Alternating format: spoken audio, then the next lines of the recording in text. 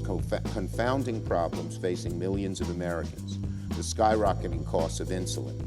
Making insulin more affordable is a top priority for Democrats. So right now there are bipartisan talks underway led by Senators Shaheen and Collins to cap insulin at $35 a month and make changes to drive the cost down in a comprehensive way. I intend to put a proposal on the floor as soon as we can. But everybody, lawmakers are ready to reinstate the expanded monthly child tax credit payments, and a good percent of Democrats recently penned a letter to President Biden and Kamala Harris urging them to reinstate the expanded child tax credit through the Build Back Better Act. They described the payments as the biggest investment in American families and children in a generation. Columbia University's report indicated that the expanded child tax credit payments helped bring many children out of poverty. For instance, it noted that the child poverty rate was 15.8% in June 2021, just before the increases payments began to roll out. At the onset of those payments, that rate dropped to 11.9% after 39 million families began receiving the checks. Many parents who received monthly payments in 2021 will have more child tax credit money coming this year. If you and your family meet the income eligibility requirements and you received each advance payment between July and December 2021, you can expect to receive up to $1,800 for each child ages 5 and younger, or up to $1,500 for each child between the ages of 6 and 17 when you file your taxes. So folks, that is the most up-to-date and reliable stimulus check information that I want you to know.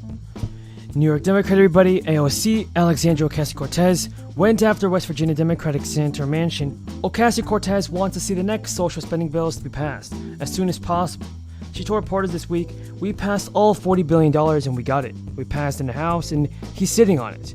Ocasio-Cortez took aim at not only leaders of the Democratic Party but with President Biden. Manchin received a lot of criticism after he opposed Biden's $3.5 trillion price tag. Now, the West Virginia Democrat has also opposed reforming the filibuster in order to avoid the legislation clog. But the good news that Manchin said he would support a more narrow Build Back Better package, with a smaller price tag that focuses on deferred stimulus checks, climate change, prescription prices, and deficit reduction. As the crisis continues, AOC has said Biden's falling poll numbers, particularly among younger people, is the real cause for concern as the midterm elections edge closer. The Progressive Democrat said that she believes the president is risking the complete collapse of his support among fellow progressives. And Ocasio-Cortez told reporters this week that she fears that low polling numbers will see the Democrats hit during November's congressional election. AOC said it's Biden's power and ability to cancel student debt and nobody else. And while on the campaign trail, Biden promised to chop off $10,000 from every college student debt, it is a promise that remains unfulfilled. Ocasio-Cortez said that she believes Biden was still mulling what to do, but cautions the time for the Biden administration is running out. In the Progressive Caucus, led by Representatives Pramila Jayapal and consisting of high-profile liberals like Alexandria Ocasio-Cortez, and representatives like Ilhan Omar, believes that strong support from young people and progressives could be reignited if Biden decides to follow through with his compromise and his promise on student debt. Chuck Schumer and Elizabeth Warren, everybody, are still calling on President Biden to send out stimulus checks, forgive student debt through the executive order as well. Now, friends, everybody, last year the American Rescue Plan transformed the child tax credit for 6 short months. It offered a monthly direct payment for families struggling with economic consequences of the crisis.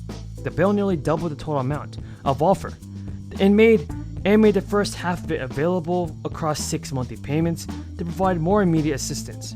Crucially, the full entitlement was made available to low-income households for the first time.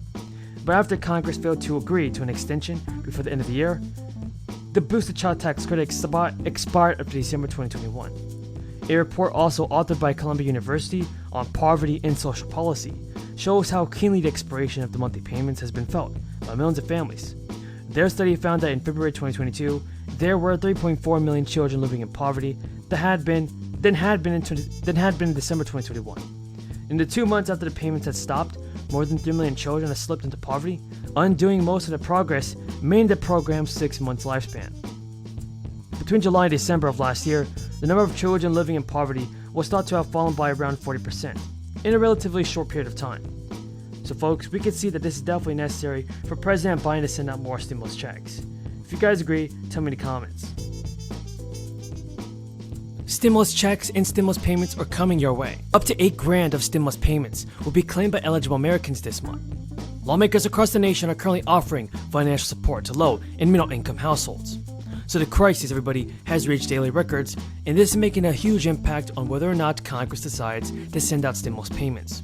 So far, Nancy Pelosi and Chuck Schumer are in support of some weekly boosted unemployment benefits. They've talked about this.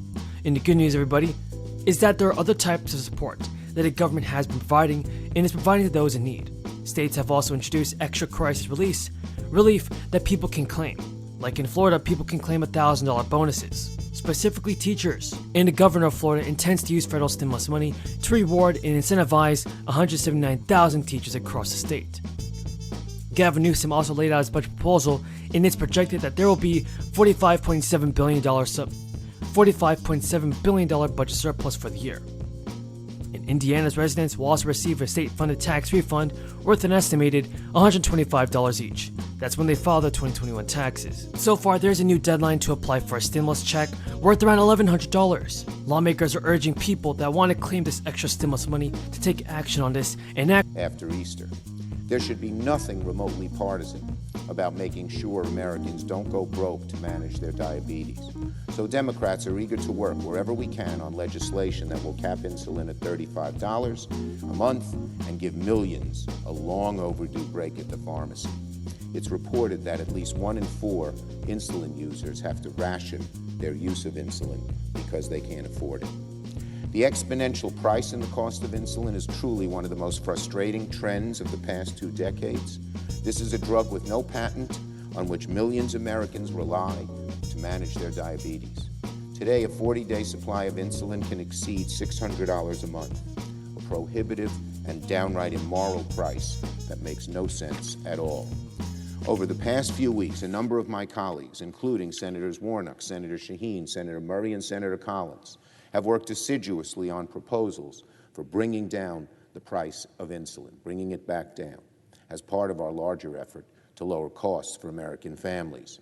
The latest bipartisan effort will combine elements from Senator Warnock's and other proposals, and it has my enthusiastic backing because lowering the cost of insulin is so important. I commend my colleagues on both sides of the aisle for working on this issue in good faith. Bipartisanship has been kindling for a number of recent Senate accomplishments, and insulin should be another issue where we deliver.